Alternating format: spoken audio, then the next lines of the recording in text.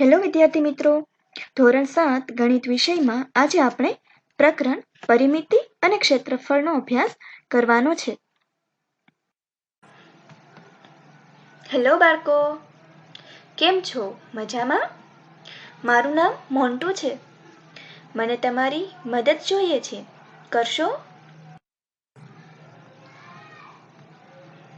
મારી પાસે એક ખેતર છે. તેની ચારે બાજુ સરખી છે. તેની બાજુઓની લંબાઈ 10 મીટર છે અને તેની ફરતે વાડ કરવાની છે. તો તમે મને મદદ કરશો કે તેના માટે મારે કેટલા મીટર તાર જોઈશે? ખેતરની લંબાઈ ચારે બાજુ સરખી છે, તેથી ખેતર ચોરસ થયું અને ખેતરને ફરતે વાડ કરવા તારની લંબાઈ શોધવા માટે તે ચોરસની પરિમિતિ શોધવી પડશે. તો ચોરસની પરિમિતિ શોધવા માટેનું સૂત્ર બરાબર બાજુઓની સંખ્યા ગુણ્યા બાજુઓની લંબાઈ. તો બાજુઓની સંખ્યા થશે 4 ગુણ્યા બાજુઓની લંબાઈ 10 આપેલી છે. આમ 4 ગુણ્યા 10 બરાબર 40 મીટર થશે. એટલે કે આપણને 40 મીટર તારની જરૂર પડશે. બાળકો, હવે તમે તમારા ક્લાસના બ્લેકબોર્ડની પરિમિતિ શોધી શકો? તો તેના માટે સૌપ્રથમ બોર્ડની લંબાઈ અને પહોળાઈ માપવી પડશે. ધારો કે બોર્ડની લંબાઈ 5 અને પહોળાઈ 10 છે. તેથી લંબચોરસની પરિમિતિ શોધવા માટેનું સૂત્ર બરાબર 2 ગુણ્યા લંબાઈ વત્તા પહોળાઈ બરાબર 2 ગુણ્યા કૌંસમાં લંબાઈ 5 વત્તા પહોળાઈ 10. તેથી કરીને 5 વત્તા 10 થશે 15 અને ગુણાકારમાં 2. આમ 15 દુ ને 30. આથી આપણે કહી શકીએ કે આપણા બ્લેકબોર્ડની પરિમિતિ 30 છે. બાળકો, જ્યારે કોઈ ચોરસ કે લંબચોરસનું ક્ષેત્રફળ શોધવાનું હોય ત્યારે ક્ષેત્રફળ એટલે કે 2 ડાયમેન્શન એટલે કે 2 પરિમાણમાં કોઈ પણ વસ્તુ દ્વારા રોકાતી જગ્યા. તેથી તેનું ક્ષેત્રફળ નીચેની રીતે શોધી શકાય. ક્ષેત્રફળ બરાબર લંબાઈ ગુણ્યા પહોળાઈ. આગળ આપેલા લંબચોરસમાં 1 સેન્ટીમીટરના 5 ખાના થયા, તેથી તેની લંબાઈ 5 જ્યારે પહોળાઈમાં 1 સેન્ટીમીટરના 10 ખાના થયા, તેથી તેની પહોળાઈ 10 સેન્ટીમીટર થઈ. તેથી તે લંબચોરસનું ક્ષેત્રફળ આ રીતે શોધાશે કે લંબાઈ ગુણ્યા પહોળાઈ. આમ 5 ગુણ્યા 10 બરાબર 50 થશે. બાળકો, હવે તમે એક મોટો ચોરસ ટુકડો લો અને તેની પરિમિતિ શોધો. ધારો કે 10 સેન્ટીમીટર લંબાઈનો ચોરસનો ટુકડો લીધો હોય તો તેની પરિમિતિ બરાબર 4 ગુણ્યા 10 બરાબર 40 થશે. હવે આ ટુકડાને વચ્ચેથી કાપી લો અને તેની પરિમિતિ શોધો. શું આ બંનેની પરિમિતિ સરખી આવે છે? આગળની પ્રવૃત્તિ પછી સ્પષ્ટ થાય છે કે પરિમિતિમાં વધારો થવાથી ક્ષેત્રફળમાં વધારો થવો જરૂરી નથી. એક મોટા ચોરસ ટુકડામાંથી નાનો ચોરસ ટુકડો કાપી લીધો, ત્યારબાદ તેની પરિમિતિ સરખી જ મળશે, પરંતુ તેનું ક્ષેત્રફળ સરખું રહેતું નથી. આકારમાં ફેરફાર પછી પરિમિતિ અને ક્ષેત્રફળમાં વધારો કે ઘટાડો જોવા મળે છે. બાળકો, જુદા જુદા માપના કાગળના ચોરસ અને લંબચોરસ ટુકડા લઈ તેનું ક્ષેત્રફળ અને પરિમિતિની ગણતરી કરો. બાળકો, આ પ્રવૃત્તિ તમારે જાતે કરવાની છે. તેમજ તમારા ઘરના દરવાજાનું માપ લઈ તેનું ક્ષેત્રફળ અને પરિમિતિ શોધો અને તમારી શાળામાં રહેલી બેન્ચની લંબાઈ શોધી તેનું ક્ષેત્રફળ અને પરિમિતિ શોધો. આ ઉપરાંત તમારા ઘરમાં ચોરસ કે લંબચોરસ આકારના ફર્નિચરની લંબાઈ શોધી તેનું ક્ષેત્રફળ અને પરિમિતિ શોધો. બાળકો, તમારી પાસે અહીં એક પ્રશ્ન રજૂ કરવામાં આવ્યો છે. એક ખેડૂત છે, તેની પાસે 20 ગુણ્યા 20 મીટરનું ચોરસ ખેતર છે. તેને 4 દીકરા છે. તે બધાને સરખે ભાગે આ ખેતર વહેંચવા માંગે છે. તો આ માટે તેણે કેવી રીતે આ ખેતરના ભાગ કરવા પડશે, જેથી બધા દીકરાને ભાગે સરખી જમીન આવે અને આ ભાગ કર્યા પછી કેટલી જમીન બધા દીકરાને ભાગે આવશે? બાળકો, તમે કહી શકો કે આ બધા દીકરા વચ્ચે સરખે ભાગે જમીન કેમ વહેંચવી જોઈએ? આ કયા મૂલ્યને દર્શાવે છે? વિદ્યાર્થી મિત્રો, અહીં જે પ્રશ્ન તમારી સમક્ષ રજૂ કરવામાં આવ્યો છે એના તમારે જવાબ શોધવાના છે. લંબચોરસના ભાગ તરીકે ત્રિકોણ. અહીં એક આપણે નવો ટોપિક શીખવા જઈ રહ્યા છીએ.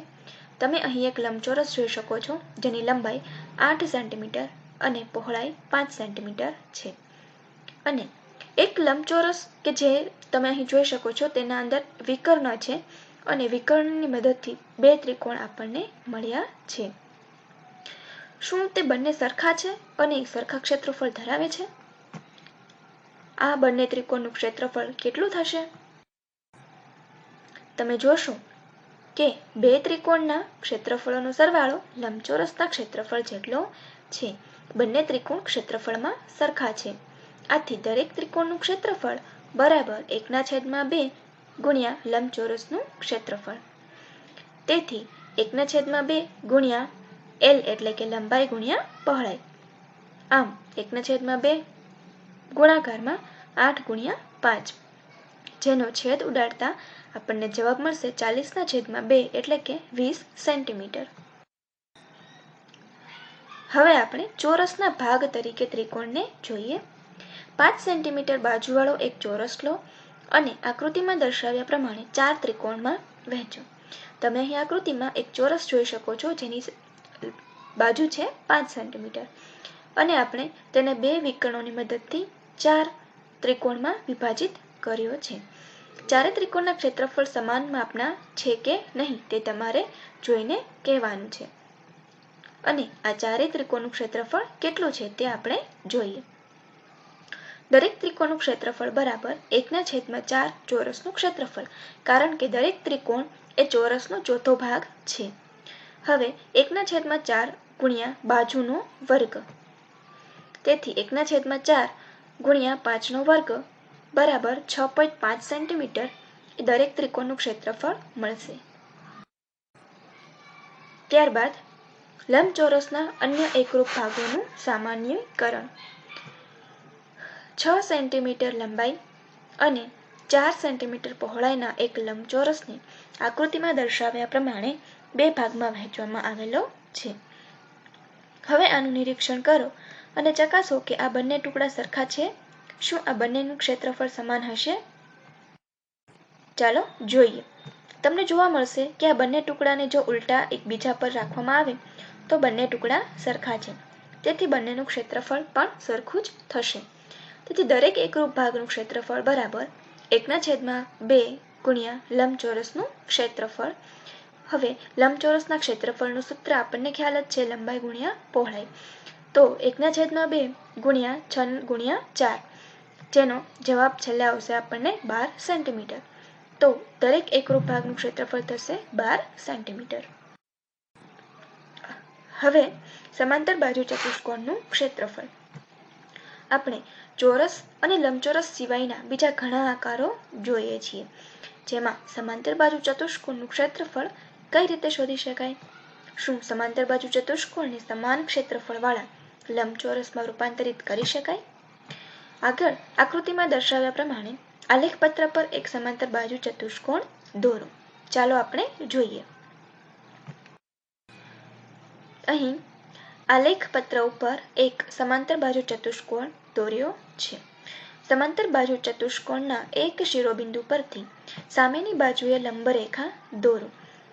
અહીં તમે બીજી આકૃતિમાં જોઈ શકો છો કે સમાંતર બાજુ ચતુષ્કોણના એક શિરોબિંદુમાંથી સામેની બાજુ પર લંબરેખા દોરેલી છે. લંબરેખા એટલે કે ત્યાં 90 અંશનો ખૂણો બનશે.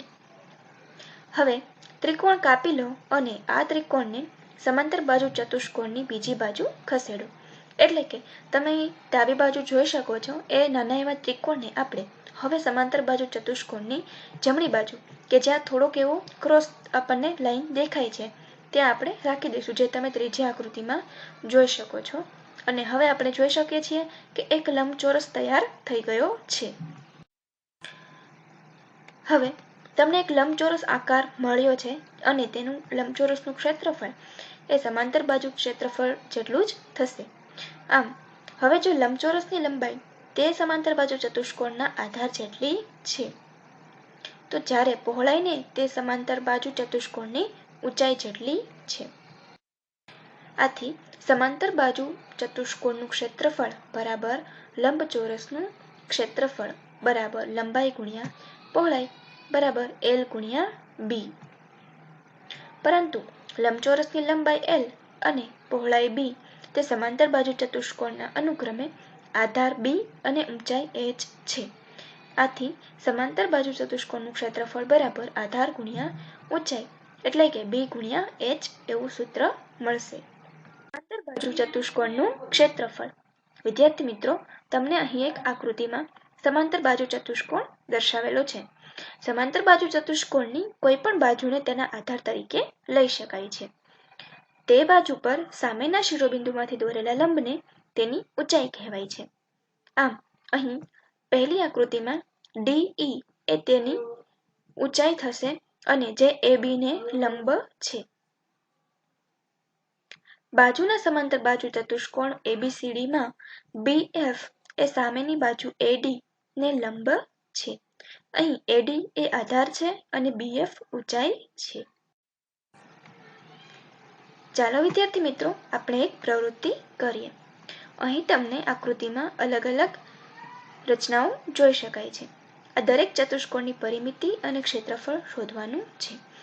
તમને જાણવા મળશે કે દરેક સમાંતર બાજુ ચતુષ્કોણના ક્ષેત્રફળ ભિન્ન એટલે કે અલગ છે, પરંતુ પરિમિતિ સમાન છે.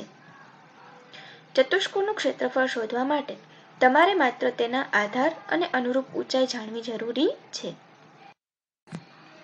હવે આપણે ત્રિકોણનું ક્ષેત્રફળ વિશે માહિતી મેળવીએ. એક કાગળ ઉપર એક વિષમ બાજુ ત્રિકોણ દોરો.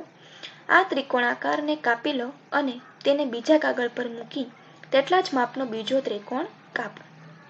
અહીં તમે આ રીતે બે ત્રિકોણ ABC અને ત્રિકોણ DEF મળશે. આ બંને ત્રિકોણને એકબીજા પર એવી રીતે મૂકો કે બંનેની અનુરૂપ બાજુઓની એક જોડ એકબીજા સાથે જોડાય, જે તમે અહીં ત્રીજી આકૃતિમાં જોઈ શકો છો. ABC અને ADF આ બંને ત્રિકોણને આવી રીતે લંબચોરસ દેખાય એ રીતે આપણે જોડવાના છે. હવે આ રીતે બનતી આકૃતિ સમાંતર બાજુ ચતુષ્કોણ છે. અહીં તમને જે ત્રીજી આકૃતિ દેખાય છે તે સમાંતર બાજુ ચતુષ્કોણ મળશે. હવે દરેક ત્રિકોણના ક્ષેત્રફળને સમાંતર બાજુ ચતુષ્કોણના ક્ષેત્રફળ સાથે સરખાવો. ત્રિકોણના આધાર અને ઊંચાઈને સમાંતર બાજુ ચતુષ્કોણના આધાર અને ઊંચાઈ સાથે સરખાવો તો તમને જણાશે કે બંને ત્રિકોણના ક્ષેત્રફળનો સરવાળો સમાંતર બાજુ ચતુષ્કોણના ક્ષેત્રફળ જેટલો છે. ત્રિકોણના આધાર અને ઊંચાઈ સમાંતર બાજુ ચતુષ્કોણના અનુક્રમે આધાર અને ઊંચાઈ જેટલા છે. દરેક ત્રિકોણનું ક્ષેત્રફળ બરાબર 1/2 સમાંતર બાજુ ચતુષ્કોણનું ક્ષેત્રફળ. હવે આપણે અહીં સમાંતર બાજુ ચતુષ્કોણના ક્ષેત્રફળનું સૂત્ર જાણીએ છીએ કે આધાર ગુણ્યા ઊંચાઈ. તેથી દરેક ત્રિકોણનું ક્ષેત્રફળ થશે 1/2 ગુણ્યા આધાર ગુણ્યા ઊંચાઈ. હવે 1/2 ગુણ્યા આધાર એટલે કે B અને ઊંચાઈ એટલે કે h, અથવા આપણે ટૂંકમાં કહી શકાય 1/2 BH. ઘણી વખત એક આધાર પર જુદા જુદા ત્રિકોણ દોરવામાં આવે છે ત્યારે એકરૂપ ત્રિકોણના ક્ષેત્રફળ સરખા છે, પરંતુ સરખા ક્ષેત્રફળવાળા ત્રિકોણ એકરૂપ હોવા જરૂરી નથી. તો વિદ્યાર્થી મિત્રો, આજે આપણે શું શીખ્યા? ચાલો આપણે સારાંશ જોઈએ. સૌપ્રથમ આપણે ચોરસ અને લંબચોરસનું ક્ષેત્રફળ તથા પરિમિતિ વિશેની માહિતી મેળવી. ત્યારબાદ લંબચોરસના ભાગ તરીકે ત્રિકોણને સમજ્યા.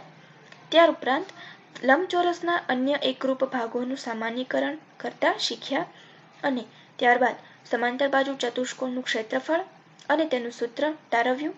ત્યારબાદ ચોરસનું ક્ષેત્રફળ બરાબર બાજુઓની સંખ્યા ગુણ્યા બાજુઓની લંબાઈ.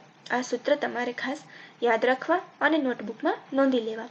લંબચોરસનું ક્ષેત્રફળ બરાબર લંબાઈ ગુણ્યા પહોળાઈ. દરેક લંબચોરસના ભાગરૂપે ત્રિકોણનું ક્ષેત્રફળ બરાબર 1/2 ગુણ્યા લંબચોરસનું ક્ષેત્રફળ. તેમજ દરેક ચોરસના ભાગરૂપે ત્રિકોણનું ક્ષેત્રફળ બરાબર 1/4 ગુણ્યા ચોરસનું ક્ષેત્રફળ. સમાંતર બાજુ ચતુષ્કોણનું ક્ષેત્રફળ બરાબર આધાર ગુણ્યા ઊંચાઈ. દરેક ત્રિકોણનું ક્ષેત્રફળ બરાબર 1/2 ગુણ્યા સમાંતર બાજુ ચતુષ્કોણનું ક્ષેત્રફળ.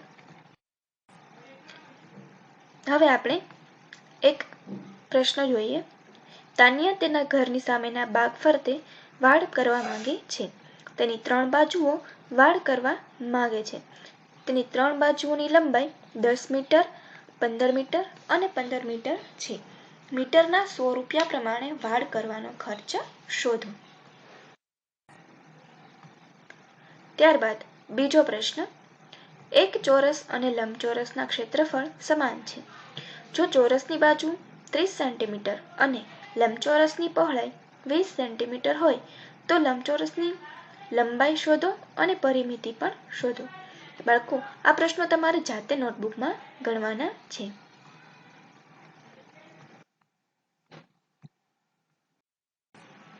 વિદ્યાર્થી મિત્રો, હવે અહીં કેટલાક પારિભાષિક શબ્દો આપેલા છે જે નોટબુકમાં નોંધી લેશો. ચોરસને ઇંગ્લિશમાં સ્ક્વેર કહેવાય, લંબચોરસ એટલે રેક્ટેંગલ્સ, પરિમિતિ એટલે કે પેરીમીટર, ક્ષેત્રફળ એટલે કે એરિયા, ત્રિકોણ એટલે ટ્રાયેંગલ અને સમબાજુ ચતુષ્કોણ એટલે કે ઇક્વિલેટરલ ક્વાડ્રિલેટરલ.